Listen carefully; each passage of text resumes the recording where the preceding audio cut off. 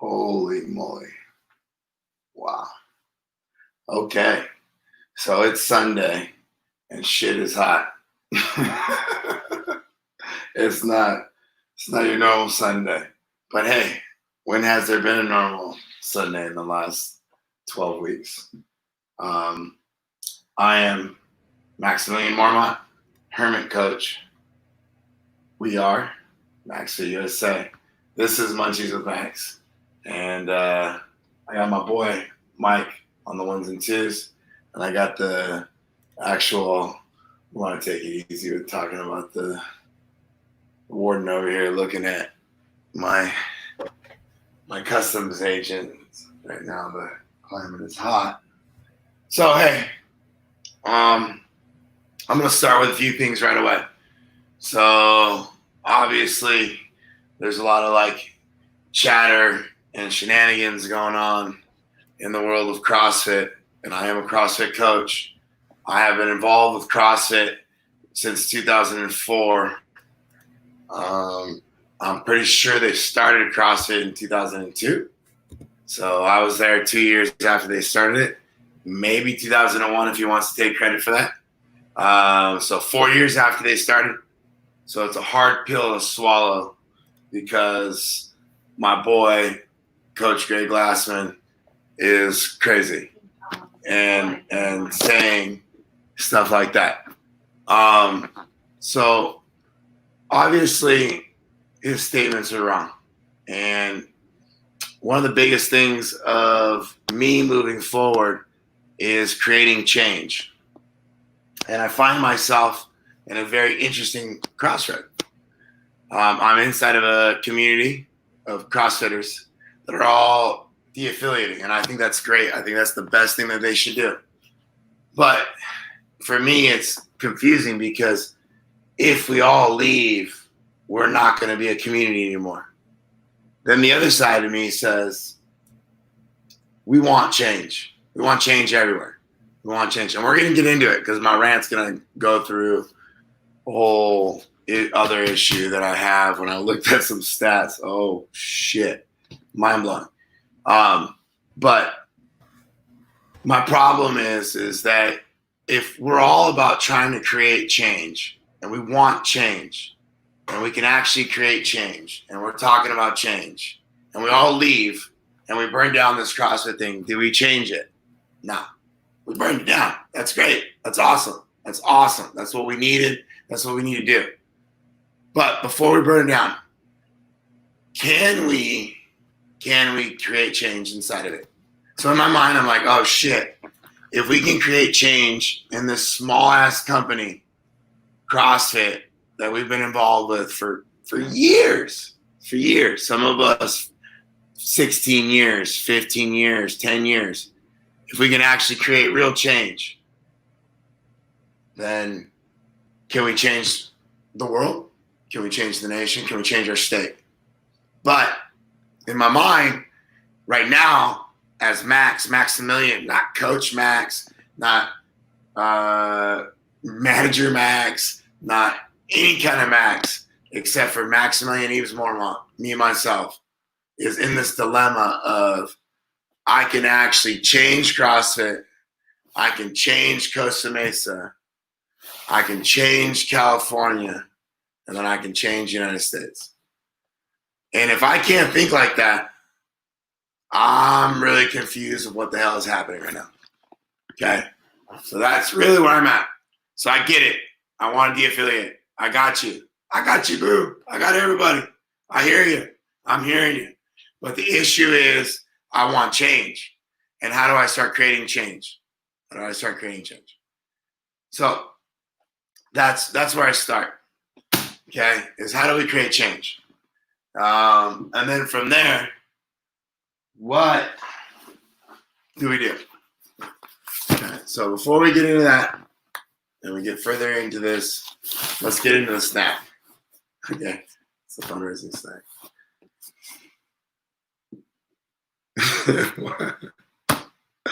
Oh, bad taste. Good segue. Yeah. Okay, so Jillian's hanging out. Mikey, I told you to pick us up. So you should have came by. I know. Today is the last day too. It's upside For down. Ferrara Diet. Oh, it's not on this side. Can you see this? What's that flutter? Can you see this? World's finest chocolates. Yes. Okay. So 60 of them. Multiple flavors. Oh boy. I hope they have the chocolate caramel almond one. It's so good. Yeah. Yes. I couldn't reach the almond. So, almond, crunch, all the classics. Milk, dark chocolate, and then caramel. And then, wafer. Okay, I don't remember them being so small. Were they always this small? From when I remember them, yeah, they were like that size. Yeah, really? Like my hand? Okay. So where do we start? I'd say crunch. Is that what reminds me of like the crunch bars, the Nestle crunch bars? Crunch? Is the crunch and a waffle the same thing? No, because I think it has like popcorn. I think it has like popcorn type candy or whatever it's called, wafer, popcorn type wafer, and then a wafer is like a Kit Kat. A waffle was like it was like a wafer. Not the same. And then like a crunch bar. Not just like a Kit Kat. No. What do you think, G? Like a Kit Kat? Yeah. What is the calories on this? I'm looking at it right now. World's finest chocolate. 160 for the waffle. Oof. Funny that they don't have 190. nutritional facts on the website. 190. Is it is World's Finest is like an MLM? Are they a multi-level marketing scheme? Right. Because they are a fundraising community, right? Are they org? Are they a .org? No, they're a .com. Yeah. All right, so chocolate by itself is 230 calories, 25 grams of carbs, 13 grams of fat, and 3 grams of protein. Caramel is 210, 28 grams of carbs, 10 grams of fat, 2 grams of protein. Almond is 170, 22 grams of carbs, 11 grams of fat, and 2 grams of protein. And then I think Waffle Crisp here is 300 calories. Ooh, mine are way less. Right now, what you're reading and what I'm gonna eat online, you're gonna make me look real bad. Because with the stress level that I got going on right now, I'm gonna eat at least 6 chocolate bars. Ooh. And 2 beers. I mean, at least. Oh, I mean, we're going out with a bang. Today is the last night to eat shitty. Yeah. I'm thinking about going full liquid tomorrow. Just juice. Use my juicer. Maybe even 3 days. I'm a juicer, but I can fast on water. Straight juice for 3 days. I'm like this on Wednesday. You want some crunch?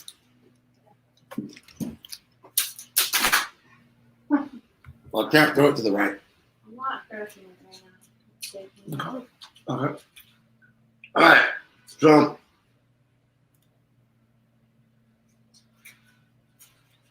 So we started hot, and we got a lot of work to do. So we got this process with me and Alec with CrossFit Costa Mesa, and we're asking for change. Obviously we're going to give 24 to 48 hours, and then we'll make another decision. And we pretty much know where we're going to go from there. And I'm excited because this is kind of like the social change that we're asking for. We're asking for it inside of our affiliates, what I've been connected to for 16 years. And it's pretty exciting. People just keep saying it's crazy times, and it's not. It's exciting, right? So, and some a part of me keeps wanting to bring up this this racial situation, racist racial situation, because I know I brought it up earlier with the whole COVID-19 and how a lot of my Asian friends are feeling it in a different way, and it's crazy how in our society we are so blinded by certain words or certain language that really puts us in kind of a situation, right? And so something that I've learned in the last couple of days, and mind you, I am first generation American. My parents are Argentinian descent, and I was born here. So I've always been lucky that I have gotten that privileged white situation, but I've also had a lot of the looks of being a foreigner or being an immigrant. And I didn't realize those words were so aggressive. And in the last couple of days, I realized that I should have been told that my parents are pioneers or something a little bit more positive instead of such a negative stigma. And even today, coming out for change with my gym owner and my gym and people online already, the internet's hot, saying towards us like about certain injustices that aren't correct. Like there's no way that systematic racism exists, and this is something that was crazy to me because I lived on the corner of Cypress, Buena Park, and Anaheim. And I don't know if you guys Orange County or if you guys know kind of that area, but it's a really weird situation because Cypress cops were dicks to kids in other cities that came into their town. And when you go and you police the high school, you can tell when there's kids from your other city that's not from your city. And we got a lot of grief. And it was funny. It wasn't funny, but it was funny because we were sitting around and a lot of us friends were talking about, this kind of situation that's happening. And I was talking with my buddies, and one of them brought up Officer Wong from Cyprus, and like, oh shit, we all knew him. There was one specific officer that used to actually specifically look out, reach out, try to pull us over, bother us, and legitimately create that problem. And then there was other officers that were not necessarily that way, but they followed suit. And it was interesting. And that was not necessarily how I was treated in my city. My PD was great. And then there was a lot of other situations. And then I grew up very close with a friend of mine that has Mexican descent. And he comes from 3 brothers and 2 sisters. And one of his brothers suffered of a really bad criminal history. And then I also grew up with another good friends of mine that were 3 black males and 1 female. And they both suffered very similar like prejudices, like racist upbringings, and it was really eye-opening to me to be involved in it because not only was I white, but I was Hispanic. My dad is kind of like he's not dark skinned. He's like I don't know. He can get real tan. He get real tan. I don't know how do you say that, Mike. He's not the. It's like it's real tight. It gets real like I don't know. His skin gets real brown, and he's real blue eyes, and he suffered a lot of prejudice because he came to the States in the 30s, and to the point where he came to the East Coast and then found his way to the West Coast through some very traumatic circumstances, and it's just crazy to think about all these different cultures, and we're blessed here in California that we kind of have this like melting pot. And like, I think of a lot of my text threads and my friends that I talk to, we all have different heritage. Some of them are, I mean, even my gym were I would say mostly minorities, right? Like, but anyways, systematic racism.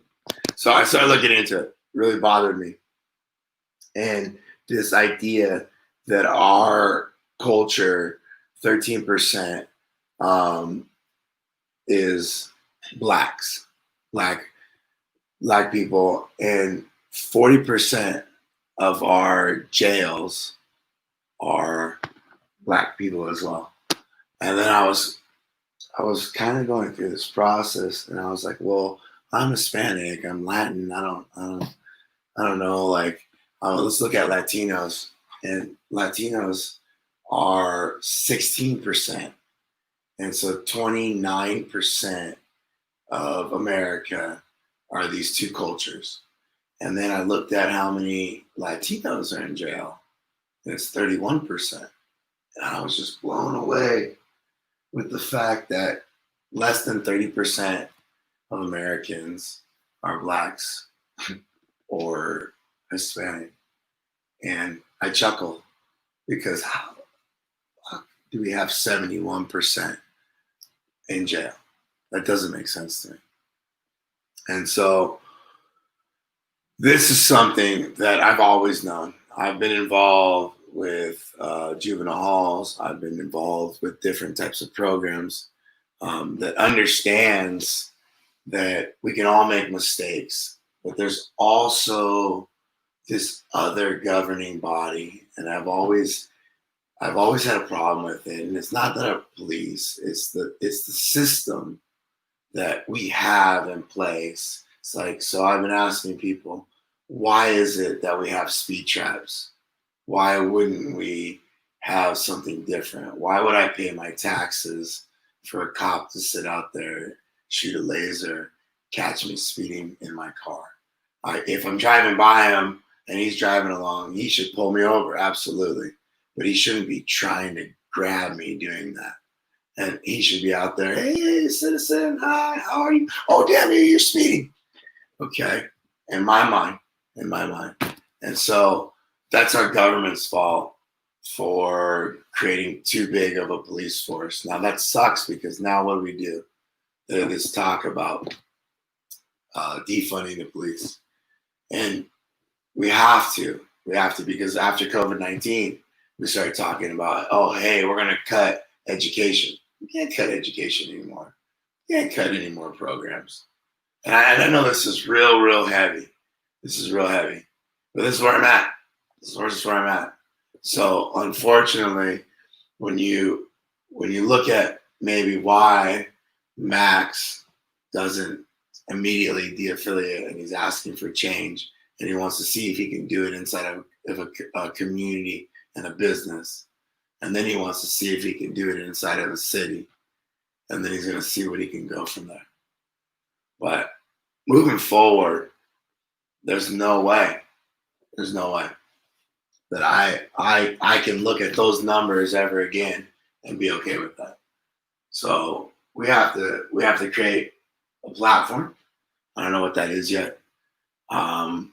Where we're going to talk and maybe it's here, but I'm finding myself at a point where there's going to have to be a lot of change, and we're going to have to be involved with it.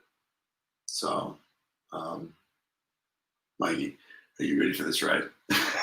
This voice is horrible. I got to hear this voice before we go through this process. I think it would add a little bit more of like the Batman feeling to it. Hi, I'm Batman. Hey, I'm Max. I'm here to tell you. Yeah, man, it's crazy. It's crazy the stuff that's going on.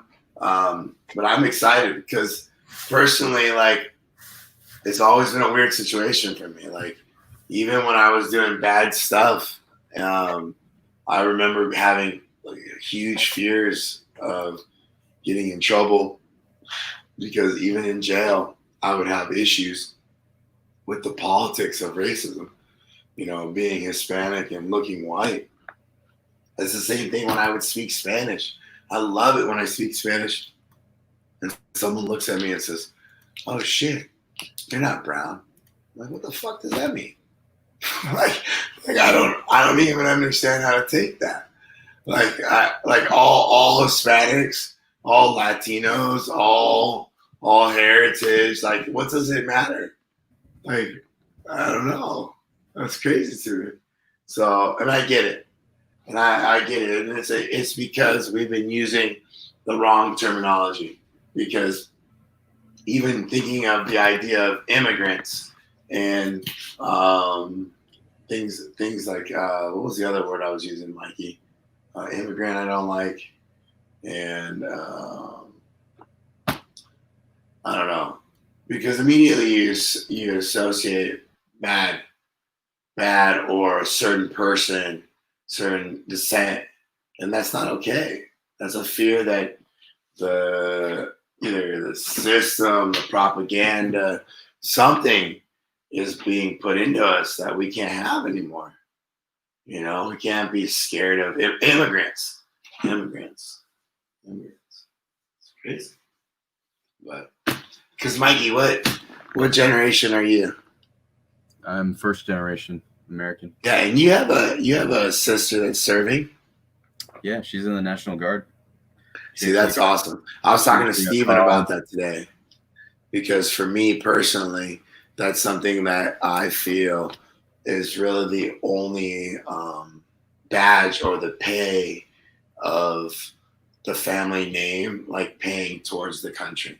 So like before I got married with Jillian, I was very specific at telling her like, hey man, I might be very, very like emotional or someone who tries to promote a military service to my family, mostly because I never did, and I'm first generation American.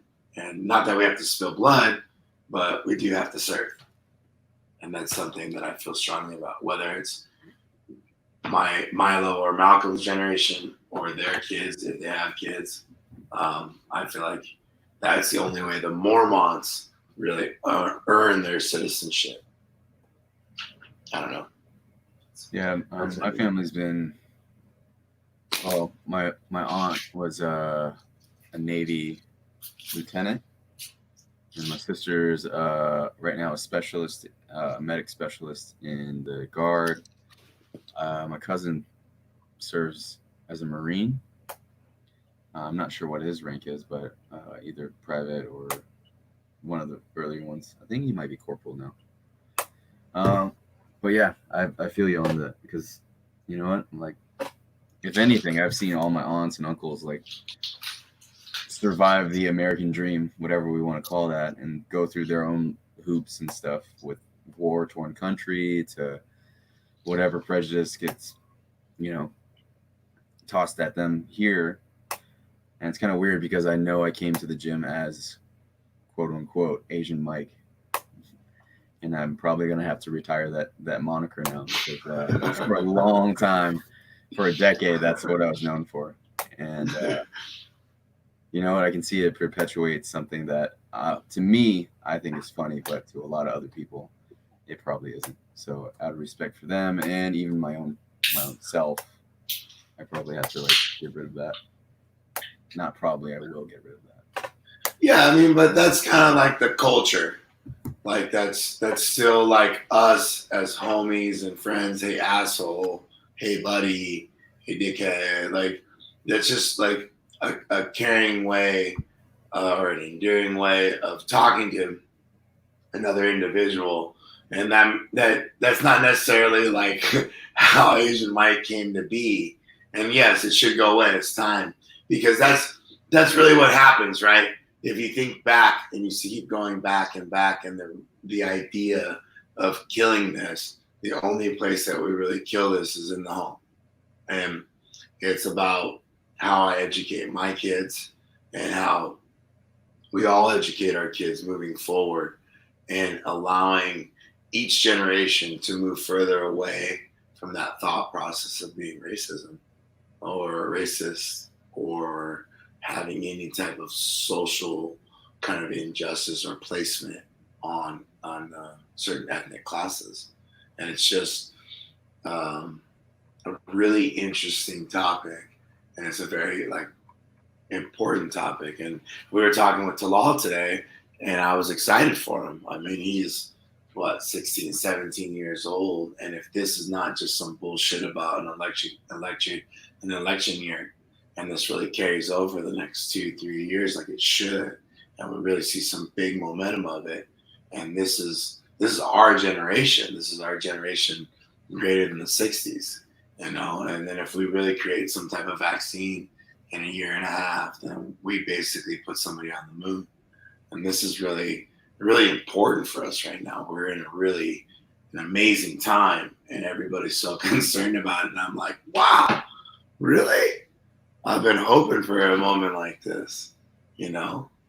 Yeah, no, I feel you. And then on the whole CrossFit thing, it's just like you, I've dedicated almost near a decade of my life to working with them, working at the games, you know, seeing it from like almost ground zero to where it is now. And kind of hurts me a little bit just to see everyone kind of abandon it just because of what one person says. And I get the statement. Yeah, I'm glad as the leaders of our gym, you and Alec and G, that we're saying like just we want to keep CrossFit, but we just don't want that person to be around it or to represent that, because that's definitely not us. That's definitely not CrossFit as a community. And community is the largest thing about CrossFit. It's not the athletics, it's not this, it's what it built, what it means. And to me, it means family. So Yeah, and I just don't see how the family stays together unless, again, we like create some type of .org. I know there's like an affiliate list, but it really scares me that we'd have to create some type of body, right? Like that would have to happen if we want to stay together. And I just think there's just going to be too many splinter cells, and I feel like we can create social change inside of a business that we've been affiliated with for 10 years. And I don't really know if you guys know a lot about me, but I mean, I've gone through the ringer with this company through, and I was talking to Jillian about this, and I was like, no, I want to fight it within. And, you know, like, remember what happened with CrossFit football? They called me a thief and all this shit. And then she was like, that wasn't a red flag. And I was like, you're right. But still, it's just more about, like, it's more about the other affiliates. It's more about something greater. Now, if we can get out of here and create another space where we all donate. Hey, Jillian, what's happening? All it sounds like is that you just wind chimes. Oh, okay. It was crazy. I mean, that would be cool. Kind of like if this is the start of a new body, like the athletes actually get now an athlete league, like The NFL has a players league. And then maybe we create something called the affiliate league where we have a council that rotates people, kind of like what's that World Council? The one that has like the five major powers, and then they rotate one in. Why am I blanking on this right now? United Nations. For UN. Like a UN. A UN for affiliates. Yeah, I think that's a great idea. I mean, I think it would be an interesting process.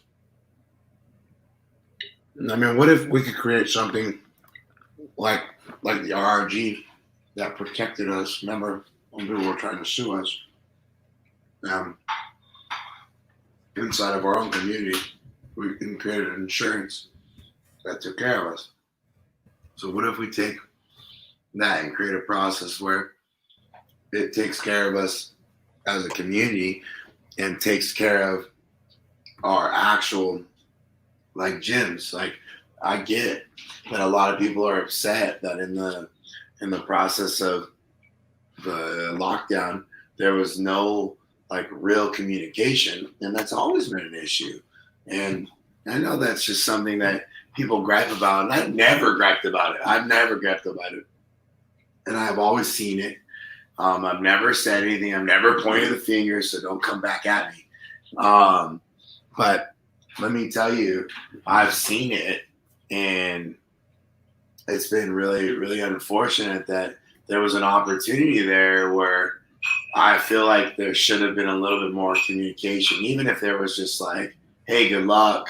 Hey, guys. Because a lot of us are 1099 too. Right, so that was a whole other weird situation to be at home, 1099, having employees, really trying to, unless you're W-2 in it. But I mean, for us, it was just a different animal, and we did great in that situation. We had a great community, and then we diversified ourselves online, and we played to it. And I think that there could have been a process, or at least a form that came along. It came along later, right, Mike? They were like, oh, hey, if you guys want to start talking about stuff, let's talk here. And I just think it was too late. Yeah. But that's kind of where we're at with everything, right? There's really no leaders. So I'm damned if I do, and I'm damned if you don't. So in my mind, the way I think of this is that if you trust in me, you trust in the way I lead, and you're going to let me lead you, you're going to understand what I'm going to do. And if you don't, you can just ask me. And I can tell you that there's going to be a process of us asking for CrossFit to change. If it doesn't change, and obviously I don't want Dave Castro as my CEO, as my affiliate. I love him as a homie, as a buddy. But sometimes he struggles even with the games, and I get it. I get it. I love everybody. I do. I got one love. I do. I was trolling him the other day, telling him, "Hey man, we're mind melding." I love it when he puts stuff out. I feel like I totally understand him. I mean, I never had beef with him. I had beef with John Mullen, but not with him. But my wife's over here tripping, so telling me not to say I love her. But I do love everybody. I do. Until you do me wrong. Like, I'm loyal like a dog. Har, har, har. So, I don't know. I lost that train of thought. Shall we move on to tomorrow's workout? Yeah. Kind of lighten this up a little bit, guys. Let me pull it up. It's a classic one. Going back to classic CrossFit. Let me show you here. Alrighty, guys. Tomorrow's workout. Let's get out of the heavy talks here. Tomorrow's workout, Monday, June 7th, 2020. You're going to have 3 rounds of a 400-meter run, 21 kettlebell swings, and 12 pull-ups. Classic. If anybody knows this classic workout, it is a 5-letter woman's name by the name of Helen. Yeah. You can definitely get a Fran cough out of this one, especially unbroken on everything. And it's very easy to do that. If you really want to get a good score, I would recommend doing a moderate pace on your run, going in, hanging onto the kettlebell swings for all 21, and see if you can hold on for 12 unbroken pull-ups, or I would go halves, a bigger set on the front end, so something like a 7.5 or an 8.4. Standard weight, 24 kilos or 16 kilos. In American standards, that's 54.35. Why do you say American standard? I don't appreciate that. I appreciate that. I only want kilograms on my kettlebells. I don't speak in pounds and kettlebells. We don't run on metric. We run on material. That's it. It could be worse. I can speak in stones. No, but they don't use stones in Russia, right? Isn't it food? Yeah, food. England is stone. So basically, what I was going to tell you guys before we get out of here is that I hope you guys trust me as your leader and looking for guidance. And I know a lot of you guys do. And so any feedback or any interaction you guys want to give me, I love that stuff. I love talking. But just know I'm going to go through a process, and we've asked for change, 24 to 48 hours. Obviously, the apology is not going to be enough. So there's going to need to be more. I'm going to have to try to wrangle in as much affiliates that are leaving to be like, hey, we need to be one unit before we all leave, and then do that process. And then on top of that, we actually have a lot of local change, and I don't really know what that means yet. But I do feel like we could do a lot with fitness, and I think that we could make a lot of people healthy, a lot of people happy, and overcome a lot of things, a lot of fears, a lot of different things. And I think sometimes we find the gym and we forget to share it with others. We find it and then we get excited, and then it becomes like our own little personal place. And I think that this year, moving forward, we should really realize that it's community, and it's not about just keeping it for ourselves. It's about getting as many people in Costa Mesa that are around us that are like-minded, that want to create change, that want to get healthy, because that's really what we're talking about. Is about change, like changing yourself, changing your body, changing your mind. We've always talked about this, and now we're lucky we get a platform. So 2020, here we come. Mikey, I love you, man. Thank you. And then, guys, I love you too. I appreciate everything. I'm going to try not to eat this whole box of fundraising chocolates. I'm fundraising for myself, apparently. But I think I paid $4 to $5 for 60 of them. So I see the markup. See what happens there. Let's see how you make some money on that. But I just